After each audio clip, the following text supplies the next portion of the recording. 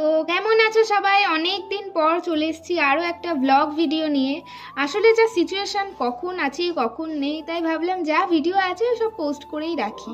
না মানে শুনছি তো কৃষ্ণনগরের আশেপাশেই বাড়ি এক লোকের, ফেসবুক প্রোফাইলে নাকি পাকিস্তানি গুন্ডা না জঙ্গি কি বলবো, যাই হোক তার ছবি পাওয়া গেছে। আর তার প্রোফাইলে গিয়ে আবার দেখি আমি তার সাথে আমার 8জন মিউচুয়াল ফ্রেন্ডও আছে। মানে ভাবা যায়, লাইফের যে গ্যারান্টি নেই সে আমি বুঝেই গেছি। তো যাই হোক, আমি আর আমার মা গত শনিবার গেছিলাম পুজো দিতে।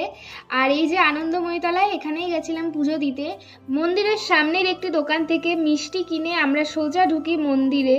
সব জায়গায় এই যে লেটে যাওয়ার যে হ্যাবিটটা, এটা কিন্তু আমি আমার মার কাছ থেকেই পেয়েছি। আসলে আমরা চেয়েছিলাম সন্ধ্যার আগ দিয়ে যাব, দিয়ে ওখানে গিয়ে সন্ধ্যা আরতি দেখবো, পুজো দেব, কিছুটা সময় কাটাবো, তারপর আসবো, যার জন্য টোটো করেও গেলাম। বাট এসে দেখি সন্ধ্যা আরতি শেষ, কি আর করা যাবে, ভাগ্যে ছিল না। তাই মাকে দর্শন করে পুজো দিয়ে কিছুটা সময় সেখানে কাটাই। অনেকদিন পরই আমি আনন্দময়ীতলায় গেছিলাম। মানে ওখানে বসে যে কি একটা আলাদা শান্তি, সেটা বলে বোঝানো সম্ভব না। তো চলো তোমাদের মন্দিরটা একটু ঘুরে দেখাই। এই যে মা আনন্দময়ী, আর এটি হলো মায়ের মন্দিরটি। আর মায়ের মন্দিরের দুই পাশ দিয়ে রয়েছে আরও বিভিন্ন দেবদেবীর সব মন্দির। বাবা ভোলানাথের মন্দির, গোপালের মন্দির, মা অন্নপূর্ণার মন্দির।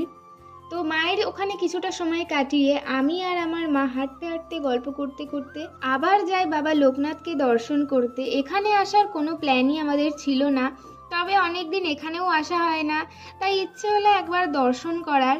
এই যে রথতলা বাবা লোকনাথের মন্দির।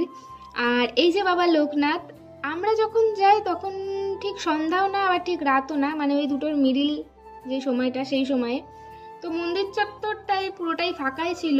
যদিও এর আগেও আমি যতবারই এসেছি এই মন্দিরটাই অতটা ভিড় থাকে না। মন্দিরের অনেকটা বদলও হয়েছে দেখছি। আর আমরাও গেছিলাম একদম কারেক্ট টাইমে, মানে আরেকটু পরেই আসলে হয়তো আমাদের আর দেখা হতো না, কারণ আমরা যাওয়ার কিছুক্ষণ পরই মন্দিরের গেট বন্ধ করে দেয়।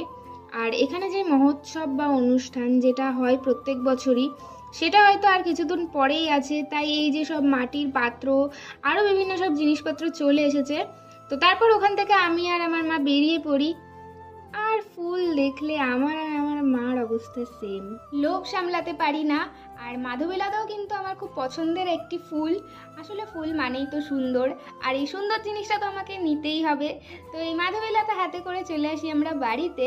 আর বাড়িতে আসার সময় আমার মা পাশের বাড়ি থেকে এই বেলি ফুলটাও ছিঁড়ে এনেছিল। আর এই বেলি ফুলের গন্ধ যে কি মারাত্মক। তো চলো আজকের ভিডিওটা এইটুকুই।